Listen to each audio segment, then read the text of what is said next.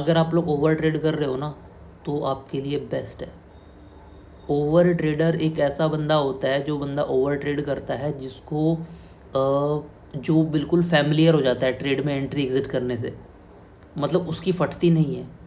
तो ये एक अचीवमेंट भी होती है, ठीक है। लेकिन एक टाइम के बाद आपको उसको ठीक करना पड़ता है, ठीक है। आप ऐसा नहीं कर सकते कि आप कंटिन्यू ओवर ट्रेड करते जाओगे, एक टाइम के बाद आपको रुकना पड़ेगा, ठीक है। आपने ओवर ट्रेड कर दिया तो ये बहुत अच्छी बात है, आपने मतलब बहुत ज़्यादा ट्रेड मारे हैं, तो आप ना एक बेसिक नेचर समझ जाओगे ट्रेड का, कि एंट्री मारने का तो स्पाइक आता रहता है, ऊपर चला गया नीचे चला गया, फिर ऊपर चला गया नीचे चला गया, मतलब बड़ा स्पाइक भी आ गया। तो ये सिर्फ आप ही देख सकते हो, एक ओवर ट्रेडर ही ये सारी चीज़ें देख सकता है। एक नॉर्मल बंदा ये सब चीज़ें नहीं देख सकता, कि स्पाइक भी आता है और स्टॉप लॉस कट के भी चला जाता है, या फिर आपने स्टॉप लॉस लगाया और ट्रेड कैंडल वहाँ पे आई भी नहीं और फिर भी आपका स्टॉप लॉस कट गया। ये चीज़ें एक ओवर ट्रेडर ही ऑब्जर्व कर सकता है।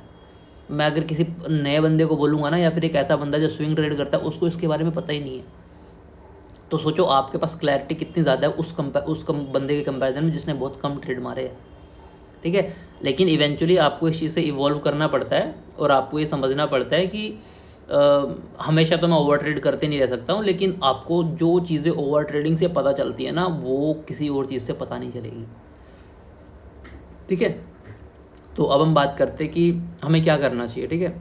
बेसिकली देखो यार, आप कितना भी डिस्क्रिशनरी ट्रेडर बन जाओ, ठीक है, डिस्क्रिशनरी ट्रेडर भी अच्छी बात है, लेकिन मैं आपको सजेस्ट नहीं करूँगा, स्ट्रांगली रिकमेंड करूँगा कि पहले ना अपने रूल्स एक बार डिफ़ाइन करो, ठीक है। रूल्स डिफ़ाइन करो कि क्या होगा कि मैं एंट्री करूँगा, क्या नहीं होगा कि मैं एंट्री नहीं करूँगा, क्यों, कब, मेरा कौन सा वो पीरियड है, मतलब वो पीरियड डिफाइन कैसे होगा जब मैं कोई एंट्री नहीं लेने वाला, एंड वो कैसे डिफाइन होगा। फॉर एग्जांपल मैंने ये मान लिया है कि मेरी जो एंट्री है वो तब होगी जब कोई 5 मिनट्स की एक कैंडल बनेगी, जो कि 50 पॉइंट्स प्लस की एक कैंडल होगी, ठीक है। अगर उस कैंडल का हाई ब्रेक होगा, या कोई इनसाइड बार उसके ऊपर बनेगा, या फिर सारा एक वो मदर कैंडल की तरह फॉर्म हो जाएगी और उसके अंदर सारी कैंडल बन जाएगी, उसके ऊपर जब क्रॉस करेगा मैं तभी लूँगा, समझ रहे हो। और ये भी डिफाइन होना चाहिए कितनी कैंडल, मिनिमम कितनी candle, at least 4 candle, 3 candle, 5 candle, 10 candle, 50 candle, कुछ आप एक डिफाइन करोगे अपने लिए। तो ये सारी चीज़ें आप ही को देखनी पड़ेगी, ठीक है।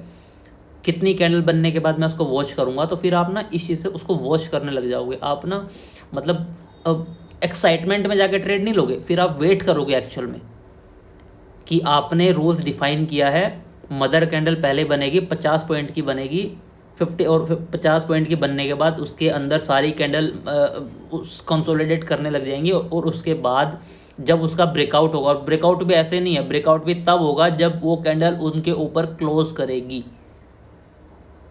मतलब इट्स अप टू यू कि मतलब आप उस वीक को कंसिडर करना चाहते हो या फिर आप उस कैंडल को कंसिडर करना चाहते हो। मैं तो बोलूँगा क्लोजिंग का वेट कर लो, या फिर एटलीस्ट 3 मिनट कैंडल का क्लोजिंग का वेट कर लो। अगर ये आपने क्लोजिंग का वेट किया तो बेस्ट आपके लिए काम करेगा।